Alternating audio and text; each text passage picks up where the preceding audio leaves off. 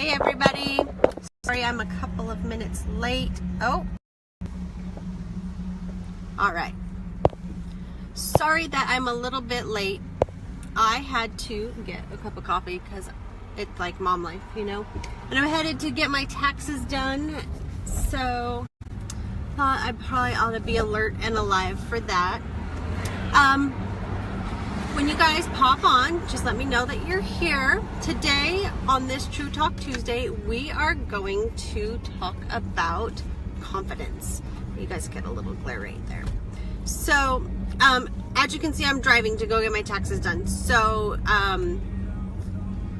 I will stop when it's safe and look at the comments. But the first thing I wanted to talk about today, as far as confidence goes, I wanted to kind of talk about how, well, a few things actually, and bear with me because I'm not going off of any kind of notes because there's no way I can read them right now. But I wanted to kind of talk about how, like, when you are confident about something, you can so easily talk about it. You can talk openly about it. You can talk freely about it. You don't have to have notes. You don't have to have a script. You don't have to put a whole lot of effort into it. Like, it's something that's so, like, this topic for me, I feel good about talking about leading with confidence. I also feel like there's a difference when you're doing your business and doing activities that are out of your comfort zone versus out of alignment.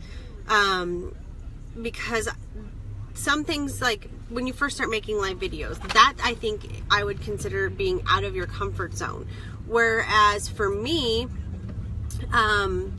if you are doing something that you just dread, that you absolutely hate, like spamming your old high school friends or trying to be friends with your old high school classmates who you weren't actually friends with, just for the sake of making a sale, I feel like that is out of alignment, not so much just out of your comfort zone. So I wanted to kind of talk about some of those differences too. And I know a couple of you guys had posted and kind of reached out to me with different things that you guys were lacking in confidence. And there's so many different things that can, like, bring down our confidence levels, you know, everything from outside influence, and, you know, if you go really deep into, like, the psychology of it, and, you know, trust me, I'm not diagnosing any of us here, don't get me wrong. But if you go into the psychology of it, a lot of it even goes back to our childhood. Hey, Anna Marie. And by what I mean by that is you think back and, you know, and a lot of this was kind of set up when you think back to, like, your childhood. So your money mindset can relate to this, as well as your confidence mindset and so many other things. If you think back to when you were a kid or maybe a teenager, you know, maybe your mom was, like, trying to protect your feelings and she told you something along the lines of, hey Nikki, of don't get your hopes up, right? How many of you guys, like, give me a like or something, so if your mom ever told you don't get your hopes up. And she probably didn't mean it to be like, you know, to discourage your confidence or anything like that. She probably was just meaning it like, hey, you know, as, like, to protect you from getting your feelings hurt if it didn't happen for you. So with that being said, you know, we carry that don't get your hopes up through life. We also have this thing called society that tries to, like, train us, and with that, like, we get what I call employee mentality, employee mindset. I know my boss, who I totally loved, and we're still in contact today from my previous job, he often would say we're all replaceable, himself included. He would, you know, like, everybody's replaceable, everybody's replaceable. And I'm sure that he's not the only person who's ever said that, because I've had other bosses, you know, use that type of terminology or way of thinking, or, you know, kind of scarcity mindset. So when you're going into work and something happens that you're uncomfortable with, or, you know, like, you get in trouble from your boss, or you know, because if you make a mistake at work, it's a little bit different than if you make a mistake in your own business, because you have to worry about what somebody else thinks, right? Well, when you make a mistake in your own business, you get to, you know, ultimately use it as a learning tool and leave it at that. You don't have to worry about getting fired. You don't have to worry about losing your job. You just have to, because let's just face it, we all make mistakes. Mistakes happen, and we have to find a way to grow from it. Not all bosses are of the mindset that if you make a mistake, you're going to get fired. But, you know, kind of going back to just that whole mindset of, you know, people are, every single day, people are so scared that they're going to lose their jobs if they have one little misstep. They're told that they can be replaced, and probably for less money. Maybe that's true, maybe it isn't. But I want to try to encourage you to stop thinking that way. I want to try to encourage you to make a little bit of a shift, and it's not going to happen overnight. And even when you're doing this work, these little, you know, self-doubt things, they creep back in on us, right? And you have to like make a conscious effort to be like, no, that's not the truth. That's not the truth that I'm living. I am confident, and here's why.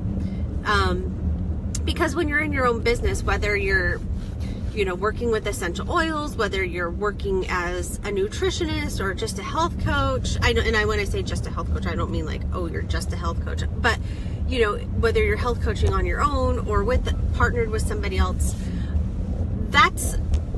you have to be confident, or else you're not or you have to come from a place of confidence and know what you're talking about, or nobody's gonna trust your energy and trust what you say, because there's a definite, obvious energy behind when you feel good about something. You know, like when you tell somebody that you went and had the most amazing dessert at this super great restaurant and how great the wait staff was, that comes across a lot differently than if you're like, oh yeah, I love to eat salad every day. Okay, because nobody loves to eat salad every day. Except vegans probably. But I don't relate to that, so I don't know. Because I don't love to eat salad every day. And in fact, quite the opposite. So with that being said, you've got this society thing, you know, that's been training you, like brainwashing you subconsciously for your entire life. You know, you've got that in your family history of whatever that type of mindset was. And for some people, you know, you had a really supportive upbringing, and some people you didn't have a very supportive upbringing at all. So you have to just kind of hone into your own story. The other thing is, you know, and I've been a little bit fired up about this lately, just based on some of the stuff in my own story that had me feeling a little bit unconfident. I'll share with you guys. I was going to save it for the webinar. I posted the information to you guys for the webinar. It's totally free. It's going to be next Thursday at 10 o'clock. And I'm super excited about it because I'm going to talk a little bit about leading with confidence, leading with your passion, and also some of the tactical steps that I've used to get. Sorry guys, we had a little glitch, but I wanted to tell you that the webinar includes confidence, leading with passion, as well as the tactical steps that I use to get more customers, both when I was in an MLM business, as well as in my coaching business, as well as just in life. You know, you can use some of confidence lead you, and people are more eager to work with you when you have confidence. Now, there's a difference, obviously, between confidence and arrogance, and for some people, that can be a fine line. When I talk about confidence, I talk about like somebody having like gravity. So if you've ever seen that movie Coyote Ugly, she has a really good explanation for it, the bar owner. And she basically says, and this isn't a quote or anything, but she basically says that when somebody walks into the room, they have like this gravity that draws people towards them, you know, makes people turn their heads. And that doesn't necessarily mean that it's a matter of like external attraction or, you know, physical attraction or whatever, but people just, you know, they could come in like high vibe and like laughing and just, you know, with their shoulders back and their head held high and just be ready to party or ready to have a great time. And that is attractive to so many people. So having gravity and leading with confidence, that is huge. But I also know that it is so hard to get to that place where you can lead with confidence. It takes a little bit of work. So I wanted to share a little story with you guys about society and things that can break down your confidence, even if you're working in a 9-to-5 job. I mean, because obviously, part of having employee mentality is how many people feel good when they've decided it's time to ask for a raise. Probably nobody. Like, I always dreaded talking to my boss about pay increases and stuff. And quite often it would come up kind of organically, and he would sometimes bring it up because our organization that I worked for had a set time where everybody would be eligible for a pay increase. So the conversation would naturally come up during that time of the year, and it made it a little bit easier. But other than that, to just walk into your boss's office and say like, hey, I need a raise, that is something that most people dread, myself included. Nope, I just hated it. There was nothing that felt good about it. And I think part of that, you have to think about whatever your money mindset story is, which this isn't about money mindset. So the story is, sorry, I sometimes ramble. The story is, I worked for a yacht dealership when I think I was right around 20. And the guy who hired me was a super nice man, but he was an interim general manager for that location. Super nice guy. His name was Bob. And he'd hired me. I was an administrative assistant. I didn't know one single thing about boats other than I thought they were fun. And he prompted me to learn more about boats. He gave me access to the trainings about the different boats, how they worked, what their interiors were, how they were built, and I learned all of that. He also trained me to do the finance, which, if any of you guys have any knowledge of like auto finance, this is similar to that, where you go and you talk to the finance person when you're going to buy a car. Well, the finance person gets a commission based on, how many points they get for the interest rate and the price of the car, or in my case, boat. Well, the new general manager came in, and he kind of ran things a little bit differently. He had me doing all the work. He had me qualifying all of the loans. He had me printing out all of the paperwork, dealing with the customers from start to finish. In fact, he didn't actually even know how to do any of that. And he referred to me as the finance department, the finance manager, until it came time to getting paid. At that point, I was reverted back to being his administrative assistant, aka secretary. And he said that he was going to really, really look out for me and really do me a big favor by giving me half of the commission, because he was technically the finance manager and he was going to keep half of the commission for himself. Be mindful, guys, at this time I was not making a very high wage either, which it's not about that. My point is that I didn't have the confidence at that time to speak up and say, what you're doing is wrong. You're not doing the work, make me the finance person. I never had the courage to do that because, one, the guy would have just fired me right on the spot. And he was very much my way or the highway. You don't like it, leave. And he made that perfectly clear. He later got into it with another employee over like a sexual harassment, like discrimination claim. And I don't know whatever came of that because it was confidential, but it didn't involve me as far as any sexual harassment goes. But I wanted to talk about that, the way that people treat us, even from a young age, in our jobs, in our careers, that has an impact on our confidence. Another thing that can have an impact, ultimately I left that job. I quit and went somewhere else and spent the next, 13 years there with a boss who did compensate me very well. So you can change, and but a lot of people don't have the confidence to even find another job, let alone the confidence to start their own business, which is where all this is ultimately going, this whole talk. So another thing about being insecure or unconfident is think about like body image, for example. So many of you guys are health coaches.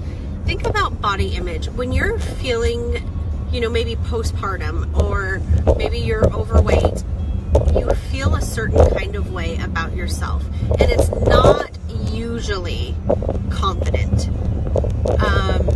And when we don't feel confident about our own body image and our own selves, that's when we tend to pass judgment on other people.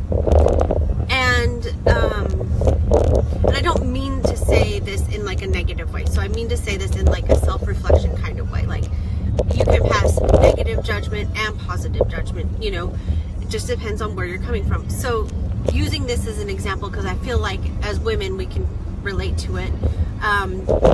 If you're feeling bad about your body, and then you see somebody else who maybe they're super fit, or maybe they're very, very slim, what's the first thing that comes to your mind?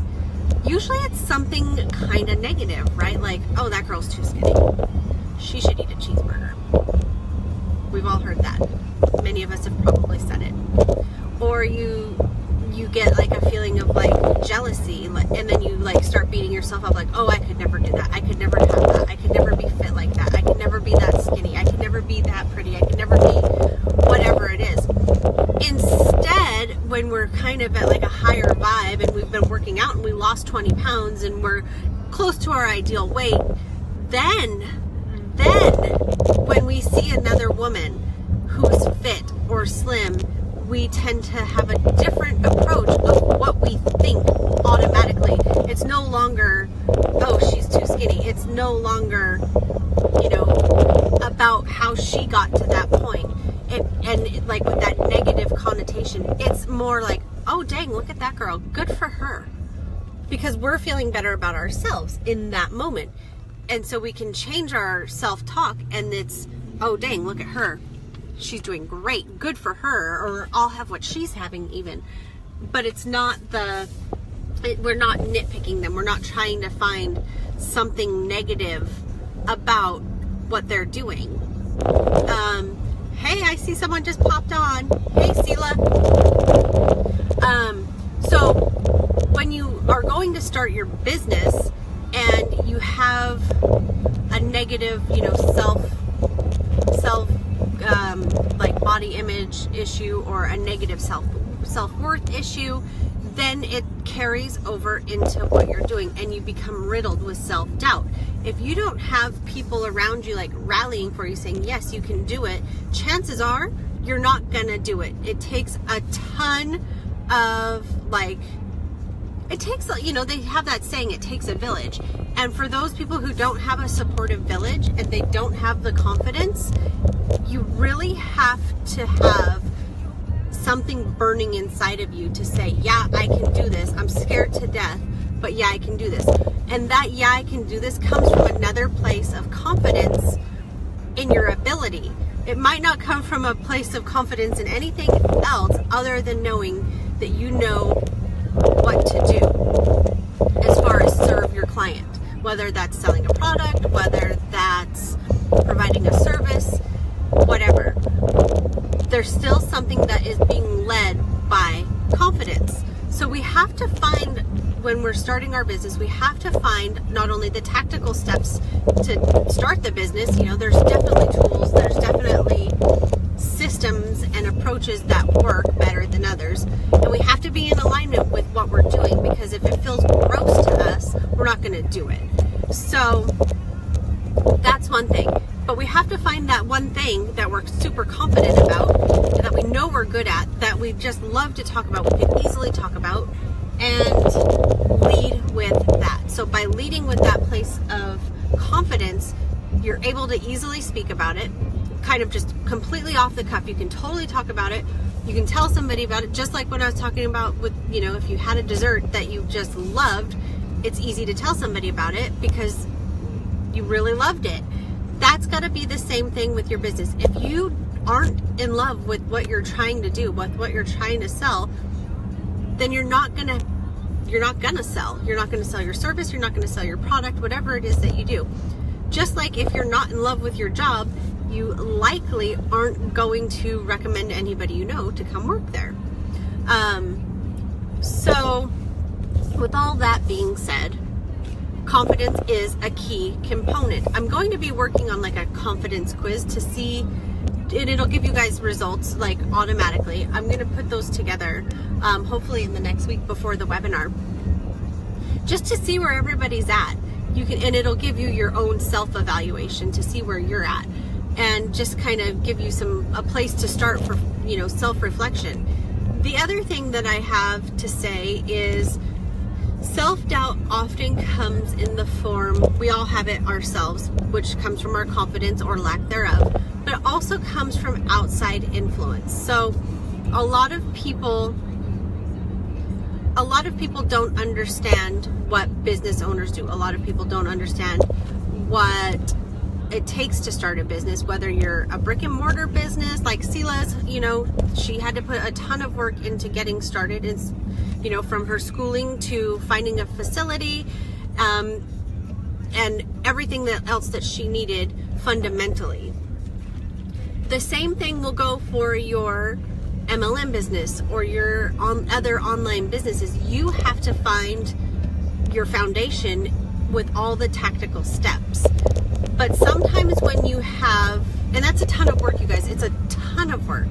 But sometimes when you have people telling you that the business you want to start is stupid, the business you want to start is a scam, the business you want to start is gonna, ruin your life or whatever, you can hear it all. It's a pyramid scheme. You're going to go to jail. The IRS is going to come and get you. Whatever those negative Nancy's have to say,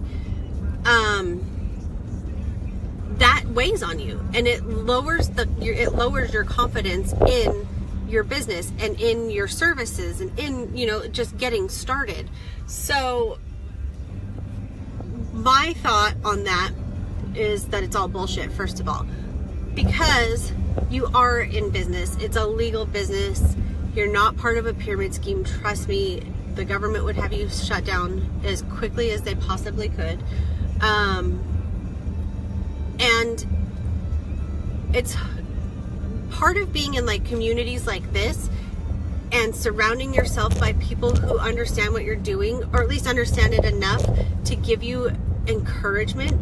That I feel is so important. It's because it's so awesome to have somebody be like, yeah, I know what you're doing and I understand what you're doing and I think it's great. We have people in here that are doTERRA reps, and we also have people in here that are Young Living reps. But at the end of the day, everybody's supportive of each other, even though, they're companies or competitors or whatever. When you belong to a community that supports you, it doesn't matter what you sell, who you sell it for, who you're partnered up with. None of that matters. It's all about the feel. It's all about the support. It's all about building each other up. And with that, you get that confidence. You get the confidence to keep going. You get the confidence to take the first step. Because a lot of people I've seen who decide that they're going to start out in MLM, they're like, yeah, I'm so excited. This is what my upline taught me to do, and I really don't want to do it. And then they get nervous, or somebody says something about the company that maybe is less than favorable, and then they just quit. They just never say anything about it again. It just goes away. And that's why oftentimes you see so many people who, like, they'll do one thing one day and one thing another day, and toothpaste the next day and something else the next day, because they're really excited about the product, but then it just fizzles out because somebody or something like instills like fear and self-doubt into them. So starting off with confidence is going to get you started. Like I said, a lot of people stop before they ever really take the steps to get started. So I'm going to talk a little bit more about those steps to get started, doing it with confidence, finding your passion, all of that stuff in the webinar next Thursday. So again, I want to encourage you, just pop the link above and register. Totally free. It's totally free. And that's it, you guys. So I will talk to you guys all later. Thanks for popping on, everybody. And if there's something that you're just super feeling unconfident about, shoot me a message. You don't have to post it in the group if you're not comfortable. Again, a confidence thing. Just shoot it into the group or shoot me a message, and let's see if we can't get to the bottom of it. All right, talk to you guys later.